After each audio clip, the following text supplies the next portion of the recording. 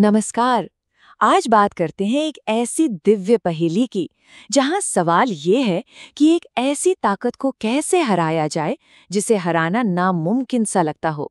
ये कहानी है एक अजेय वरदान की और उसके सामने खड़े अटूट विश्वास की। तो चलिए इस अद्भुत कथा की गहराइयों में उतरते हैं। तो सवाल यही है, एक ऐसे दुश्मन को कैसे हराया जाए जिसे मारा ही नहीं जा सकता। सोचिए जरा, एक ऐसी ताकत जिसे कोई तोड़ नहीं सकता, एक ऐसा वरदान जो लगभग अमरता का वादा करता हो। आखिर उसके सामने किया क्या जा सकता है? यही वो कह सकते हैं असंभव चुनौती थी जिसका सामना उस समय देवताओं को करना पड़ा था। और इस अजेय शक्ति की तलाश में कौन था? असुरों का राजा हिरण्यकशिपु। लेकिन देखिए, उसकी इस क्रूरता के पीछे एक बहुत गहरा दर्द छिपा हुआ था, और वो था बदला लेने का जज्बा।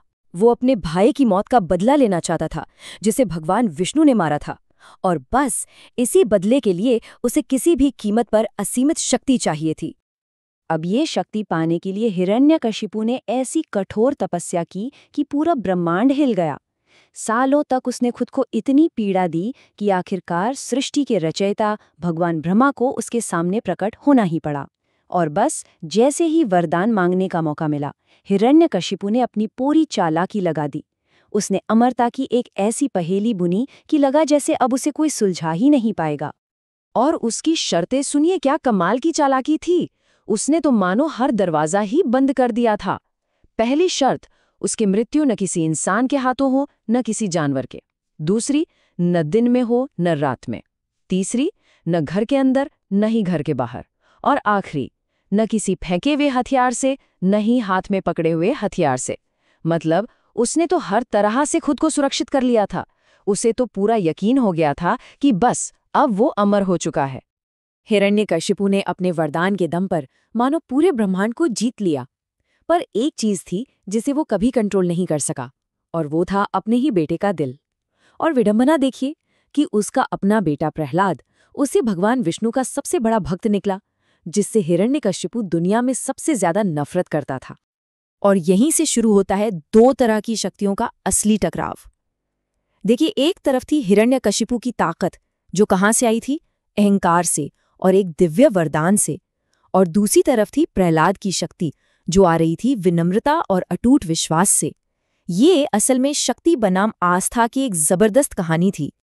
जब हिरण्यकशिपु अपने बेटे के विश्वास को, उसकी भक्ति को तोड़ नहीं पाया, तो उसकी नफरत, जानते हैं, क्रूरता में बदल गई। उसने क्या क्या नहीं किया।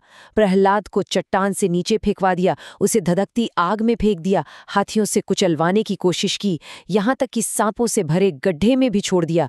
लेकिन हर जानलेवा हमले के बाद प्रहलाद का विश्वास एक ढाल की तरह उसे बचाता रहा, क्योंकि हर बार भगवान विष्णु उसकी रक्षा के लिए मौजूद थे। तो अब पिता और बेटे के बीच का ये जो टकराव था, वो अपने आखिरी और सबसे विस्फोटक मोड़ पर पहुंच चुका था। हिरण्यकशिपु का अहंकार भी और उसका धैर्य भी, दोनों ने जवाब दे दिया था। और अब वो अपने बेटे के विश्वास को एक आखिरी, एक निर्णायक चुनौती देने वाला था। गुस्से और अहंकार में पूरी तरह अंधा होकर हिरण्यकशिपु अपने बेटे पर चिल्लाया, अगर तुम्हारा भगवान हर जगह है तो बताओ, क्या वो इस खंबे में भी है? अब ये सिर्फ एक सवाल नहीं था, ये तो भगवान के अस्तित्व को दी गई एक खुली चुनौती थी। और प्रहलाद ने बड़ी ही शांति से जवाब दिया, हाँ पिताश्री, मेरे प्रभु तो कण कण में हैं। बस ये जवाब सुनना था कि हिरण्यकशिपु का गुस्सा जैसे फट पड़ा। उसने अपनी भारी भरकम गदा उठाई और उस खंबे पर अपनी पूरी ताकत से जोरदार वार कर दिया। शायद उसे लगा कि वो एक ही वार में प्रहलाद के विश्वास को हमेशा हमेशा के लिए चकनाचूर कर देगा। लेकिन जैसे ही वो खंबा टूटा, उसमें से एक ऐसी भयानक गड़गड़ाहट हुई जिसने पूरे महल को हिलाकर रख दिया।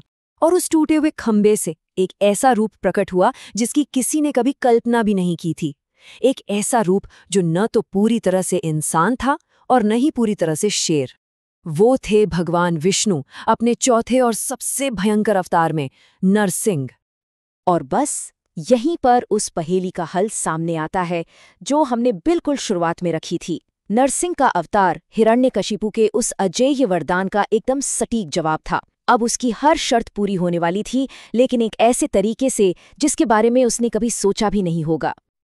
तो चलिए देखते हैं कि कैसे इस दिव्य अवतार ने उस चालाकी भरे वरदान को बिना तोड़े ही नाकाम कर दिया। पहली शर्त थी न इंसान मारे न जानवर। तो नरसिंह का रूप क्या था? आधा इंसान आधा शेर। शर्त पूरी हुई। अगली शर्त, न दिन में न रात में।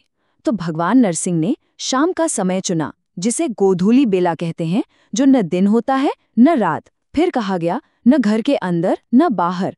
तो उन्होंने हिरण्यकशिपु को महल की देहली पर यानी चौखट पर मारा।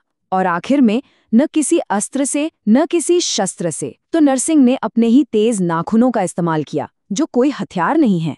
देखिए, ब्रह्मा का वरदान भी झूठा नहीं हुआ और अधर्म का अंत भी हो गया। तो ये कहानी जो है वो सिर्फ एक पुराने राक्षस के अंत की कहानी नहीं है। नहीं, इसके जो संदेश हैं वो आज भी उतने ही शक्तिशाली हैं, उतने ही काम के हैं। ये हमें याद दिलाती है विश्वास और अहंकार के बीच उस कभी न खत्म होने वाले संघर्ष की, जो हर युग में हर समय लड़ा जाता है। इस कहानी से कुछ बातें बिल्कुल साफ हो जाती हैं। पहली, कि सच्चे भक्तों को परम सुरक्षा मिलती है। दूसरी, कि अहंकार और क्रूरता का अंजाम हमेशा बुरा ही होता है, उसका पतन निश्चित है। तीसरी बात, कि न्याय को वापस लाने के लिए दिव्य शक्ति किसी भी रूप में कभी भी प्रकट हो सकती है। और सबसे जरूरी, ये कहानी सिखाती है कि सच्चा विश्वास कितनी भी बड़ी और असीम लगने वाली शक्ति पर भी जीत हासिल कर सकता है। और इसीलिए आज भी भगवान नरसिंह को भक्तों के सबसे बड़े रक्षक के रूप में पूजा जाता है। नरसिंह जयंती का जो त्योहार है वो उन्हीं की इसी जीत और धर्म की स्थापना की याद में मनाया जाता है। ये हमें बार बार विश्वास की उस अद्भुत शक्ति की याद दिलाता है। और आखिर में ये कहानी हमें एक बहुत गहरे सवाल के साथ छोड़ जाती है।